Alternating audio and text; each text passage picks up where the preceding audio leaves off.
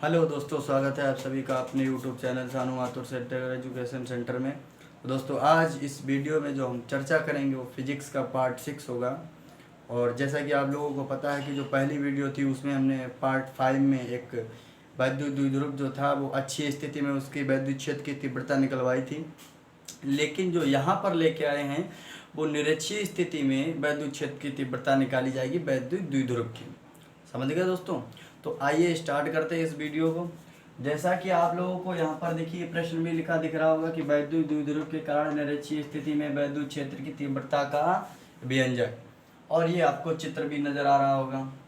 ठीक है, तो यहाँ पर जो बिंदु ए से लेके बी है ये आपका है वैद्युत द्विध्रुव। क्या है? वैद्युत द्विध्रुव। और आपको पता है वैद्युत द्विध्रुव की लंबाई कितनी होती है? 2l होती है। इसीलिए जो यहाँ पर देख सकते हैं आप, ये क्या है? ये 2l जो है वैद्युत द्विध्रुव की लंबाई है। और यहाँ पर ये द्विध्रुव की लंबाई है, इसका मध्य बिंदु मैंने ले लिया यहाँ पर O। और यहाँ से जब O ले लिया तो इसकी जो दूरियां हैं वो बढ़ जाएंगी। क्या हो जाएगा? बढ़ जाएंगी। जैसे 2l थी तो यहाँ पर एक l यहाँ हो गई, एक l यहाँ हो गई, यानी दो। अब अगर इनको टोटल करेंगे तो 2l हो जाएगी ना, तो दूरियां आपस में बढ़ गई। फिर वैद्युत द्विध्रुव के जो मध्य बिंदु O था उससे r दूरी पर एक बिंदु यहाँ पर हमने क्या लिया? P लिया। यानी यहाँ पर जो बिंदु लिया है वो P लिया है। और इसी बिंदु पर हमें क्या निकालना है? वैद्युत क्षेत्र की तीव्रता का व्यंजक। इतना समझ में आ गया होगा। इससे पहली वीडियो में हमने अक्ष पे निकलवाया था, यहाँ पर निरक्ष पे निकाल रहे हैं। अच्छा, यहाँ पर माइनस आवेश हो गया, यहाँ प्लस आवेश हो गया। ठीक है, ये r दूरी हो गई, ये r। अब जो आपका ये चित्र दिख रहा है वो आपके दो त्रिभुजों में दिख रहा होगा। एक तो त्रिभुज AOP लग रहा होगा, एक OPB लग रहा होगा। दो त्रिभुजों में आपका ये चित्र बट चुका है। तो हमें सबसे पहले ये पता था, यल पता था, बिंदु O से R दूरी पर बिंदु P है ये पता था, लेकिन ये दूरी नहीं पता थी। तो हमने यहाँ पर क्या किया? त्रिभुज AOP में एक पाइथागोरस प्रमेय आती है वो लगा दी। जब पाइथागोरस प्रमेय लगाई यहाँ पर, तो जब पाइथागोरस प्रमेय लगाते हैं तो ये हमें पता नहीं था, ये हो गया आपका कर्ण, ये हो गया आधार, ये हो गया लंब। तो आपने पाइथागोरस प्रमेय पढ़ी होगी, कर्ण स्क्वायर बराबर लंब स्क्वायर प्लस आधार स्क्वायर। क्या? कर्ण स्क्वायर बराबर लंब स्क्वायर प्लस आधार स्क्वायर। तो वही हमने क्या किया यहाँ पर कि कर्ण स्क्वायर हमें ये निकालना है। अब जब कर्ण निकालना है तो एल स्क्वायर या आर स्क्वायर, तो इन दोनों का क्या कर देंगे? वर्ग, और वर्ग करके जोड़ देंगे। तो हमने देखो लंब स्क्वायर प्लस आधार स्क्वायर दोनों में कर दिया। और जब इस कर्ण स्क्वायर बराबर है, लेकिन जब कर्ण बराबर निकालेंगे स्क्वायर हटेगा, रूट लगेगा, तो यहीं पर रूट लगा दिया। इतनी पोजीशन जो है वो हमने डायरेक्ट कर दिया। ठीक है, अगर ये इतनी दूरी है तो ये भी इतनी दूरी होगी। ठीक है, अब बिंदु P पर वैद्युत क्षेत्र की तीव्रता निकालनी, तो बिंदु P पर यहाँ पर निरक्ष का मतलब ये तो अक्ष हो जाएगी। यानी कहने का मतलब जो अक्ष होता है वो उसी लाइन के अनुदिश होता है। जैसे ये द्विध्रुव है तो इसका अगर अक्ष देखेंगे यहाँ पर होगा। और जब अक्ष निकालेंगे, अच्छा वैद्युत क्षेत्र की अगर इसकी तीव्रता निकालने की बात करें तो देखिए अक्ष वाले में हमने क्या किया था? वैद्युत क्षेत्र की तीव्रताएं घटाई थी। यानी क्योंकि एक ही समान जब एक ही दिशा में होती हैं तो दोनों को घटा देते हैं, तो हमें पता चल जाता है। यहाँ निरक्ष का सिस्टम है, तो निरक्ष का सिस्टम है तो यहाँ पर दोनों तीव्रताओं को जोड़ेंगे। तो ये तो आपकी वैद्युत क्षेत्र की तीव्रता होगी। अगर निरक्ष की बात करें तो यहाँ पर एक मान लीजिए, जब यहाँ पर हम निकालेंगे तो इसकी जो तीव्रता होगी वो E1 होगी। अब ये कास थीटा क्यों लिया गया? तो आपको बता दें फिजिक्स में कास थीटा क्षैतिज घटक के लिए जाता है और साइन थीटा लंबवत घटक के लिए जाता है। तो इसीलिए हमने यहाँ पर, क्योंकि देखिए यहाँ पर लंबवत घटक है नहीं तो क्षैतिज घटक है, इसीलिए E1 कास थीटा यहाँ ले लिया, E2 कास थीटा यहाँ ले लिया। इतना समझ में आ गया।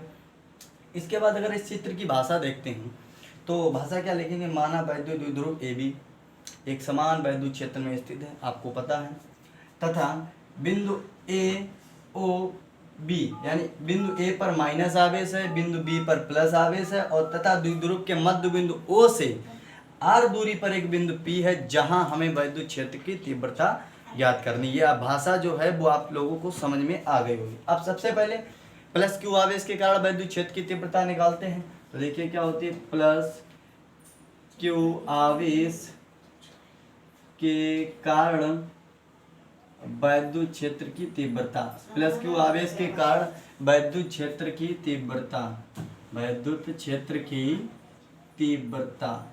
अब जब निकालते हैं तो देखिए क्या होता है? प्लस Q आवेश तो इसकी तीव्रता होगी E1, तो इसे लिखेंगे E1 बराबर 1/4 pi epsilon not into Q upon R square. R की स्क्वायर, देखो R क्या होगा? यहाँ पर जो R होगा वो यहाँ पर क्या होगा? Under root R square plus L square होगा। क्या होगा? R square plus L square होगा। तो इसे लिख सकते हैं आर स्क्वायर अब प्लस एल स्क्वायर का होल स्क्वायर, क्योंकि स्क्वायर है तो यहाँ पर स्क्वायर लगा दिया, यानी आर स्क्वायर होती है तो आर स्क्वायर लगा दिया। अब ठीक है, इसके बाद निकालते हैं माइनस क्यू आवेश के कारण वैद्युत क्षेत्र की तीव्रता।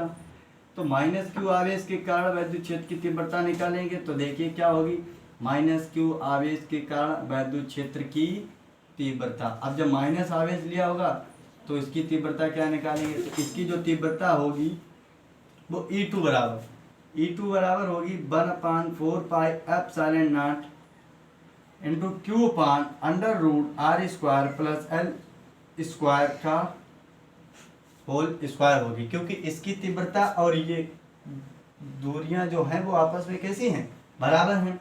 अब निकालेंगे परिणामी तीव्रता, तो परिणामी निकालेंगे तो परिणामी का मतलब जब निरक्ष में तो दोनों जुड़ जाएंगे, तो परिणामी तीव्रता निकालेंगे। जब परिणामी तीव्रता लिखेंगे यहाँ पे तो दोनों दूरियां क्या होंगी, जुड़ जाएंगी। तो जो आपकी दूरियां वैद्युत क्षेत्र की तीव्रताएं जो हैं वो आपस में क्या हो जाएंगी, जुड़ जाएंगे। तो E बराबर यहाँ निकालेंगे E1 प्लस E2, और कास थीटा था तो कास थीटा भी रहेगा, यहाँ पर कास थीटा रहेगा, यहाँ पर भी कास थीटा रहेगा। तो E बराबर E1 plus E2 cos theta, इतना तो समझ में आ गया होगा।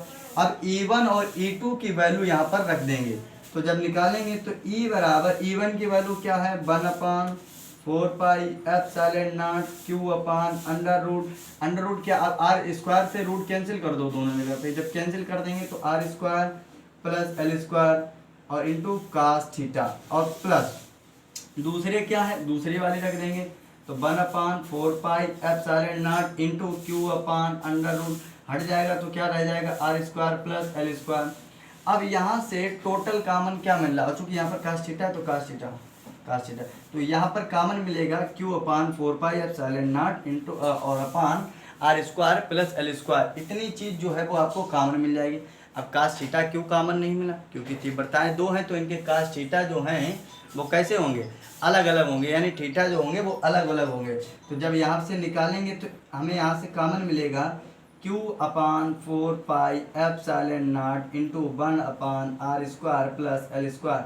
जब यहाँ से हम इतनी वैल्यू को, क्योंकि एक जैसी है, कॉमन छोड़ो, कॉमन को छोड़ दीजिए, जब एक जैसी है तो इसको हम क्या लिख सकते हैं, एक ही बार लिख सकते हैं। जब एक जैसी है तो उसको एक बार लिख सकते हैं।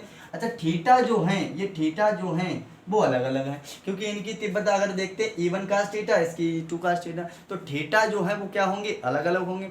तो जब अलग अलग होंगे तो इसीलिए सबसे पहले अब हमें क्या निकालना होगा, थीटा का मान। तो जब थीटा की वैल्यू निकालेंगे तो थीटा की वैल्यू कैसे निकालेंगे, बचा यहाँ पर क्या हो जाएगा 2 कास थीटा हो जाएगा, क्योंकि कास थीटा जोड़ जाएंगे 2 कास थीटा हो जाएगा।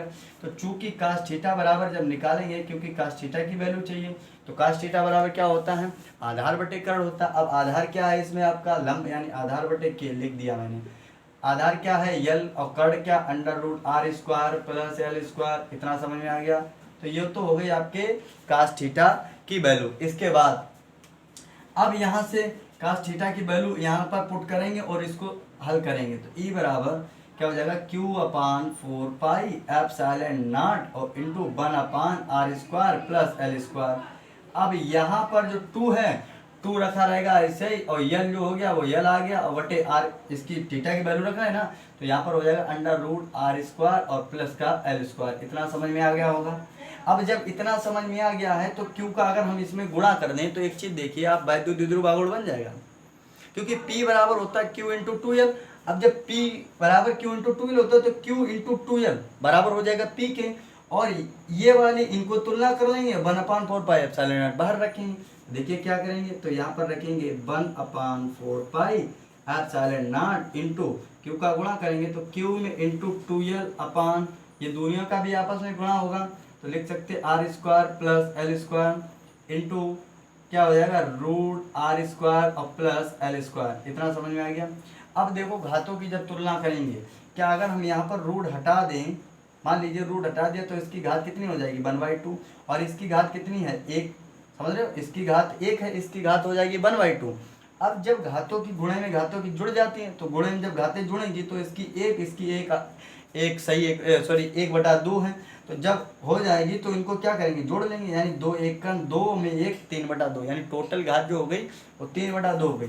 कहने का मतलब E बराबर 1/4 पाई एप्सिलॉन नॉट इंटू ये हो जाएगा, चूंकि लिख सकते हैं P बराबर Q में इंटू 2L, P बराबर Q में इंटू 2L, तो Q इंटू 2L की जगह क्या रखेंगे P, तो यहाँ रख दी P अपान, और यहाँ पर जो दूरी R वो है किससे बड़ी, L से, तो जब L से बड़ी है तो L स्क्वायर को छोड़ देंगे, यानी L स्क्वायर को छोड़ देंगे क्योंकि L जो दूरी है वो मध्य बिंदु, द्विध्रुव के मध्य बिंदु की है तो कम है, लेकिन R दूरी क्योंकि हमें अक्ष पर निकालना वैद्युत क्षेत्र की तीव्रता निरक्ष पे, तो ये दूरी हो गई आपकी बड़ी, तो ये बड़ी हो गई तो इसको रखेंगे, छोटी वाली को छोड़ देंगे, तो ये हो जाएगा R स्क्वायर की होल घात कितनी हो जाएगी 3/2। कितना समझ में आएगा। अब इसे हम स्क्वायर वाली से ये 3/2 वाली काट देंगे, तो E बराबर ये हो जाएगी 1/4 pi epsilon not into P upon R cube. तो ये आ गई आपके वैद्युत द्विध्रुव के कारण निरक्षीय स्थिति में वैद्युत क्षेत्र की तीव्रता। और अगर दोस्तों ये वीडियो अच्छी लगी हो आपको तो वीडियो को लाइक करें, चैनल को सब्सक्राइब कर लें ऐसी वीडियो देखने के लिए, और कमेंट में ये बताएं कि वीडियो आपको कैसी लगी। Thank you.